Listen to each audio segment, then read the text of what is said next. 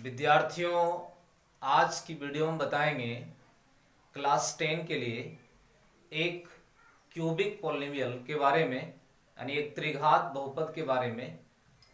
उसका हम शून्यक कैसे निकालेंगे, मतलब एक क्यूबिक पॉलिनोमियल का शून्यक कैसे निकालेंगे, और साथ ही साथ बताएंगे इसका जो शून्यक होगा और जो इसका जो कॉफिशेंट होगा उसमें हम संबंध कैसे स्थापित करेंगे, इसके बारे में आज की वीडियो में बताएंगे।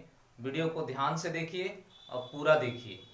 तो आइए एक त्रिघात बहुपद का एग्जाम्पल पहले लेके चलते हैं और उसका शून्यक कैसे निकालेंगे इसके बारे में बताते हैं, और उसमें संबंध कैसे होगा, क्या संबंध होगा कोएफिशिएंट में, और उसका जो जीरो होगा उसमें क्या संबंध होगा, इसके बारे में बताएंगे। तो आइए देखते हैं कि उदाहरण हम क्यूबिक पॉलिनोमियल का लेते हैं। एक क्यूबिक पॉलिनोमियल लेते हैं x cube plus 9x square plus 26x plus 24, यानी x cube plus cubic polynomial में जो पावर होता है हाईएस्ट पावर वो 3 होना चाहिए। तो पहला एक्स क्यूब पहला टर्म, दूसरा टर्म लेते हैं 9x square plus 26x plus 24। ये एक क्यूबिक पॉलिनोमियल है क्योंकि इसका हाईएस्ट पावर कितना है, 3 है। तो ये क्यूबिक पॉलिनोमियल है। इसका हम सबसे पहले शून्यक कैसे निकालेंगे ये बताते हैं। तो शून्यक निकालने के लिए पहले जो बहुपद जो दिया हुआ जो पॉलिनोमियल है, पहले इसको हम शून्य बना देते हैं, बराबर क्या लिखते हैं, 0 लिखते हैं। तो बराबर जब 0 लिखेंगे तो इसका जब हल करेंगे तो इसका शून्यक निकलेगा, और शून्यक जो आएगा इसमें 3 शून्यक होगा। एक शून्यक को अल्फा मान के चलेंगे, दूसरा शून्यक को बीटा मान के चलेंगे, और तीसरा शून्यक को गामा मान के चलेंगे।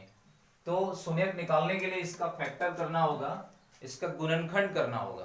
तो गुणनखंड कैसे करेंगे, एक फैक्टर इसका जो है निकालना पड़ेगा। तो एक फैक्टर निकालने के लिए हम शेषफल प्रमेय का प्रयोग करेंगे। क्या करेंगे कि यहां पर हम x के जगह पर मान बैठा के देखेंगे, 1 बैठाने पर, 2 बैठाने पर, 3 बैठाने पर, या -1 -2 -3, जो मान बैठाने पर बहुपद शून्य के बराबर आ जाएगा तो हम उसी से एक गुणनखंड बनाएंगे, और वही एक गुणनखंड से हम इसका गुणनखंड करेंगे और फिर शून्यक निकालेंगे। तो अगर यदि x के जगह पर हम 2 बैठाते हैं तो देखते हैं क्या आता है। तो जब 2 बैठाएंगे तो जब प्लस में 2 लेंगे तो 0 तो आएगा नहीं, तो माइनस में 2 बैठा कर देखते हैं। तो -2 बैठाएंगे तो -8 हो जाएगा, -2 बैठाएंगे तो यहाँ पर -2 का स्क्वायर करेंगे तो +2 होगा, +4 होगा, तो 9 चौक 36 हो जाएगा। फिर यहाँ पर -2 बैठाएंगे तो 26 दूना 52 माइनस में हो जाएगा, और इसको हल करेंगे तो जरूर 0 आएगा। इसका मतलब है कि इसका जो एक जो फैक्टर जो बनेगा वो कैसे बनेगा, जब x बराबर जब 2 -2 ले रहे हैं और जब 0 आ रहा है, तो इसका मतलब है कि इसका वन फैक्टर जो होगा वो x + 2 होगा, और जब एक फैक्टर इसका x + 2 होगा तो उसी से इसका हम गुणनखंड करेंगे। कैसे गुणनखंड करेंगे देखिए, आगे स्टेप में फर्स्ट टर्म इसका x क्यू रखेंगे, उसके बाद जो तोड़ना है वो उसका जो एक फैक्टर जो हम मालूम किए हैं वो क्या मालूम किए, x + 2 मालूम किए, एक वन फैक्टर। तो इसी से तोड़ेंगे। क्या करना है कि x3 यहाँ जो है इससे x कॉमन लेंगे। यहाँ जो एक फैक्टर जो हम बताएं कि एक फैक्टर x + 2 होगा, तो यहाँ पर जो x है तो x यहाँ से निकाल देंगे। तो x निकालेंगे तो x² बचेगा, और ये x² से क्या करना होगा, ये आगे जो यहाँ पर है ये 2 में गुना करेंगे। तो x² से 2 में गुना करेंगे तो क्या हो जाएगा, 2x²। इसको तोड़ने के लिए अब यहाँ क्या रखेंगे कि हल करने पर 9x² आ जाएगा। तो 2x² लिए हैं तो यहाँ पर 7x² रखना होगा। इस तरह से हल करेंगे तो 9x² होगा। इसको तोड़ लिए। अब इसको तोड़ेंगे जब, तो फिर यहां से x क्या करेंगे, निकालेंगे, क्योंकि वन फैक्टर इसका जो आया है वो यहाँ पर x है, तो ये चीज यहां से कॉमन हटा देना है। तो x² से x हटेगा, यहाँ पर बचेगा, नहीं 7x² से x हटाएंगे तो 7x आएगा, और 7x से 2 में फिर गुना करेंगे तो 14x हो जाएगा, 14x होगा। लेकिन तोड़ रहे हैं 26x को। अब कितना यहाँ पर बैठाएंगे कि हल करने पर 26x होगा। तो यहाँ 14x ले चुके हैं, तो यहाँ कितना देना होगा 12x। तो इसको हल करेंगे, जोड़ेंगे तो 26x होगा, और किनारे में 24 है, 24 बैठाएंगे बराबर क्या 0। इस तरह से एक फैक्टर निकाल करके हम जो मिडिल टर्म में ये दोनों टर्म है इसको हम तोड़ेंगे, और तोड़ने के बाद क्या करेंगे कॉमन लेंगे। तो कॉमन जब लेंगे तो सभी में जो कॉमन लेंगे उसमें दो दो टर्म करके कॉमन लेना है, और सब में जो है जो वन फैक्टर जो निकाले थे वही मान आना चाहिए। यानी वन फैक्टर, इसका एक फैक्टर क्या निकाले थे x+2, तो कॉमन लेने पर सभी में x+2 यहाँ होना चाहिए। जैसे देखिए यहाँ से x कॉमन लेंगे तो x+x² कॉमन मिल रहा है, तो क्या बचेगा x+2, वन फैक्टर जो निकाले थे वो आया। फिर यहां से भी कॉमन जब लेंगे तो दोनों से 7x कॉमन मिल रहा है, तो x+2 यहाँ भी बच रहा है, और यहां से जब 12 कॉमन लेंगे तो x+2 = 0। तो सब में यहाँ हॉल के अंदर जो आ रहा है, जो एक गुणनखंड हम निकाले थे वही आ रहा है, जिसका मतलब है कि गुणनखंड सही बना रहे हैं। आगे स्टेप में अब क्या करना है, जो कॉमन वाला हिस्सा है उसको एक हॉल में x² + 7x + 12 इंटू x+2 का होल बराबर क्या 0। अब इसका गुणनखंड फिर से करना है, तो इसको तोड़ने के लिए बताए थे, बीच वाला टर्म को तोड़ने के लिए, ये तो एक द्विघात बहुपद है। पिछला वीडियो में बताए थे कि द्विघात बहुपद को कैसे तोड़ना है, कैसे गुणनखंड करना है। तो बताए थे कि बीच वाला जो टर्म है इसको दो भाग में तोड़ना है। तोड़ना ऐसा है कि हल करने पर ये आना चाहिए जोड़ने पर, और गुना करने पर वो तोड़ा हुआ भाग को गुना करने पर किनारे का गुणनफल होना चाहिए। तो इसको तोड़ते हैं ऐसे, 4x + 3x में हल करेंगे तो 7x होगा, और गुना करेंगे तो 12x² होगा। इसका गुणनफल भी किनारे का जो गुणनफल है वो 12x² है। तो इस तरह से इसको तोड़ेंगे, फिर इनटू क्या है x+2 बराबर क्या 0। आगे स्टेप में यहां से जब कॉमन लेंगे, x कॉमन लेंगे तो क्या हो जाएगा x+4, और यहां से जब 3 कॉमन लेंगे तो क्या हो जाएगा x+4 इसका होल इंटू x+2 बराबर क्या 0। आगे स्टेप में क्या लिखेंगे x+3 का होल, और फिर x+4 का होल, और x+2 का होल बराबर 0। इस तरह से जो द्विघात जो बहुपद हमने लिया था उसका जो गुणनखंड हुआ वो x+3, x+4 और x+2 आया। लेकिन हम लोग को शून्यक जानना है, तो गुणनखंड करने के बाद शून्यक निकालने के लिए इतना बराबर 0 लिख सकते हैं, फिर इतना बराबर 0 लिख सकते हैं, और इतना बराबर 0 लिख सकते हैं। तो इस तरह से 3 शून्यक मिल जाएगा, एक को अल्फा, एक को बीटा और एक को गामा समझेंगे। तो आगे यहां से लिखते हैं x+3 = 0, फिर कोमा दे करके x+4 = 0, और फिर x+2 = 0। तो पहला जो हल आएगा वो क्या आएगा -3 आएगा, दूसरा जो हल आएगा वो क्या आएगा -4 आएगा, और तीसरा जो आएगा वो क्या आएगा -2। इसलिए अल्फा बराबर -3, बीटा बराबर -4 और गामा बराबर -2। इस तरह से तीनों हल, तीनों शून्यक मिल गया। तो शून्यक तो मिल गया, मतलब शून्यक कैसे निकालेंगे त्रिघात बहुपद का वो तो समझ में आ ही गया होगा। अब हम बताए थे कि इसमें ये भी बताएंगे relationship between 0 and coefficient of cubic polynomial, मतलब त्रिघात बहुपद का जो शून्यक होगा और त्रिघात बहुपद में जो कोएफिशिएंट होगा उसका हम संबंध कैसे स्थापित करेंगे। तो उसके लिए हम त्रिघात बहुपद लिए थे। अब त्रिघात बहुपद का जो मानक रूप होता है उससे चलेंगे। तो एक त्रिघात बहुपद का जो मानक रूप होता है वो क्या होता है, लिखते हैं यहां पर त्रिघात यानी क्यूबिक पॉलिनोमियल, त्रिघात बहुपद का मानक रूप। तो मानक रूप इसका जो होता है वो क्या होता है ax³ + bx² + cx + d। ये एक द्विघात बहुपद का मानक रूप है। तो इसमें जो है त्रिघात बहुपद का मानक रूप और जो हम बहुपद एग्जाम्पल में लिए थे दोनों में जब कंपैरिजन करेंगे तो क्या मिलेगा, x3 का गुणांक यहाँ पर a है और यहाँ x2 का गुणांक यहाँ पर 1 है, तो हम लिख सकते हैं, इसलिए a बराबर कितना होगा 1, फिर b बराबर निकालेंगे तो x स्क्वायर का गुणांक यहाँ b है और यहाँ x स्क्वायर का गुणांक 9 है, तो b बराबर क्या हो जाएगा 9। फिर c बराबर जब निकालेंगे तो c यहाँ x का गुणांक c है और यहाँ पर x का गुणांक 26 है, तो c बराबर 26 होगा। और d का जब मान निकालेंगे तो d यहाँ कांस्टेंट वैल्यू है और यहाँ कांस्टेंट वैल्यू कितना है 24 है, तो इस तरह से d का जो मान होगा वो 24 होगा। तो एक त्रिघात बहुपद जो उदाहरण लिए थे और त्रिघात बहुपद का जो मानक रूप होता है, दोनों में जब कंपैरिजन किए तो क्या मिल रहा है, a का मान इसमें 1, b का मान 9, c का मान 26 और d का मान 24 मिल रहा है। अब हम रिलेशन दिखाएंगे कि क्या रिलेशन होगा इसका शून्यक में। तो सबसे फर्स्ट में हम शून्यक का योग निकाल के दिखाते हैं। तो शून्यक, एक शून्यक अल्फा माने थे, एक बीटा माने थे, गामा माने थे। तो शून्यक का योग निकालेंगे तो शून्यक हमने क्या निकाला था, अल्फा बीटा गामा पहले से निकाल के रखा है।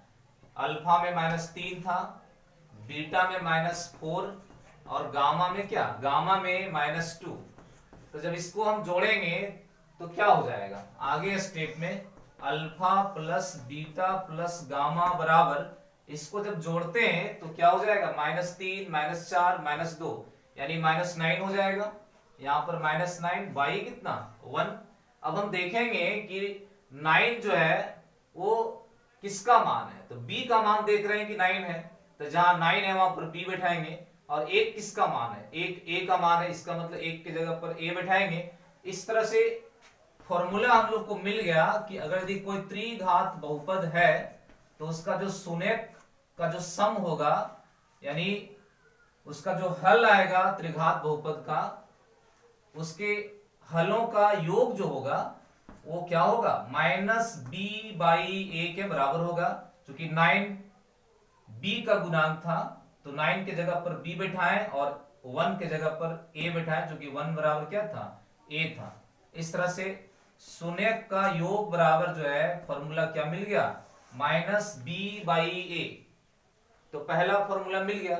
ये जरूरी नहीं है कि जो हम उदाहरण लिए हैं क्यूबिक पॉलिनॉमियल का उसी में ऐसा आएगा, ऐसा कोई जरूरी नहीं है। हम दूसरा भी क्यूबिक पॉलिनॉमियल का उदाहरण ले सकते हैं और उसमें हम उसका शून्यक इस प्रोसेस से निकाल सकते हैं और जांच कर सकते हैं कि जो शून्यक आ रहा है उसमें शून्यक का योग जो है वो क्या -b/a के बराबर है। निश्चित है कि आएगा कोई भी उदाहरण लेने पर।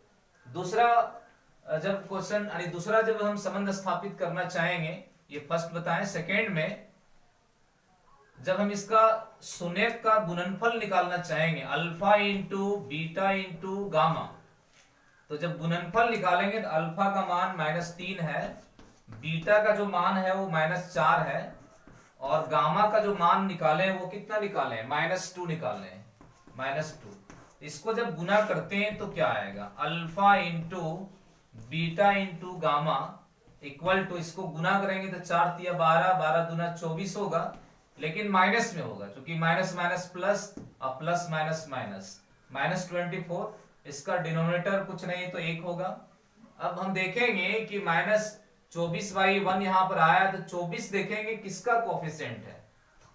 यहाँ देख रहे हैं कि 24 जो है वो d है, तो d जो 24 है तो जहां पर d यानी 24 है वहां पर d बैठा सकते हैं। तो alpha into beta into gamma बराबर क्या हो जाएगा, -d/1 के जगह पर क्या बैठा सकते हैं, a।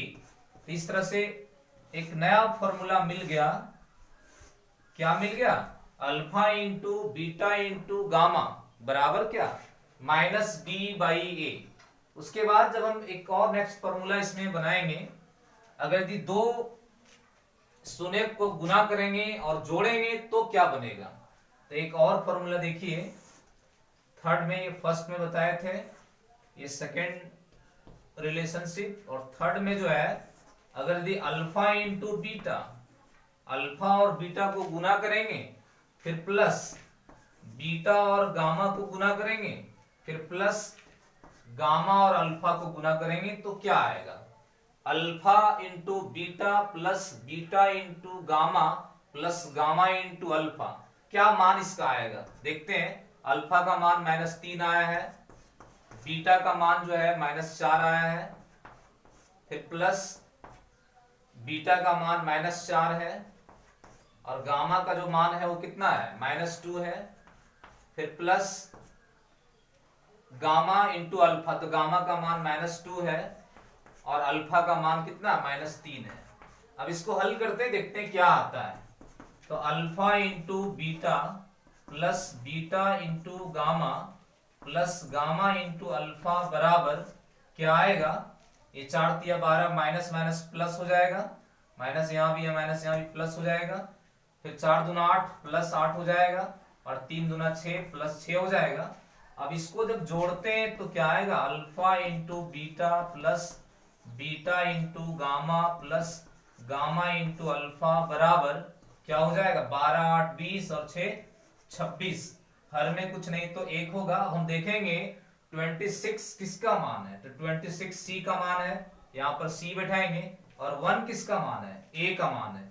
इसका मतलब है कि एक नया फॉर्मूला मिल गया, alpha into beta plus beta into gamma plus gamma into alpha बराबर क्या हो जाएगा, 26 जो है वो सी होगा और 1 जो है वो ए होगा, तो यहाँ पर ए बैठाएंगे। इस तरह से दो शून्यक का गुणनफल और फिर उसका योगफल बराबर जो आएगा फॉर्मूला, वो क्या आएगा, c बाई ए आएगा।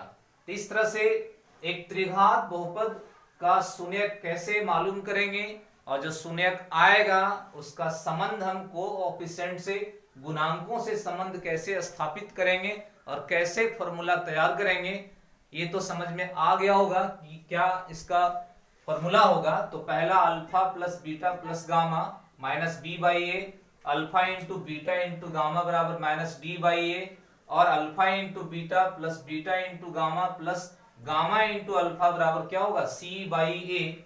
अब इसमें हम नेक्स्ट वीडियो में बताएंगे कि जब त्रिघात बहुपद रहेगा और उसका शून्यक दिया रहेगा, यानी त्रिघात बहुपद का जो शून्यक दिया रहेगा, तो हम शून्यक से बहुपद कैसे बनाएंगे, त्रिघात बहुपद कैसे बनाएंगे, इसका हम फॉर्मूला तैयार करेंगे और बताएंगे क्या इसका फॉर्मूला होगा। अगर यदि वीडियो अच्छा लगा होगा तो वीडियो यानी चैनल को सब्सक्राइब करना है और कमेंट करना है। अगर यदि आपको यानी विद्यार्थियों को अगर यदि अच्छा लगे वीडियो तो कमेंट में क्या करना है कि अगर यदि 4 घात के बहुपद का, जैसे त्रिघात के बहुपद का हम बताएं कि शून्य कैसे निकालना है और उस संबंध कैसे स्थापित करना है, तो अगर यदि 4 घात का बहुपद के बारे में जानना है, उसका शून्यक निकालना है और उसके शून्यक और कोएफिशिएंट में संबंध स्थापित करना है, 4 घात में रहे या 5 घात में रहे, और उसमें बहुपदों में शून्यक और उसके कोएफिशिएंट में संबंध स्थापित करने का रहे, जानने की इच्छा हो तो कमेंट कीजिएगा और बताइएगा कि वीडियो जानना है कि नहीं जानना है। नेक्स्ट वीडियो में अगर यदि आवश्यकता है आप लोग को तो हम दिखाएंगे कैसे इसका शून्यक निकालेंगे। 4 घात 5 घात 6 घात इस तरह का बहुपद रहेगा तो हम निकाल के दिखाएंगे, यानी दिखाएंगे वीडियो में कि कैसे इसका हम रिलेशनशिप कोएफिशिएंट और जीरो में कैसे क्या होगा और क्या इसका फॉर्मूला बनेगा।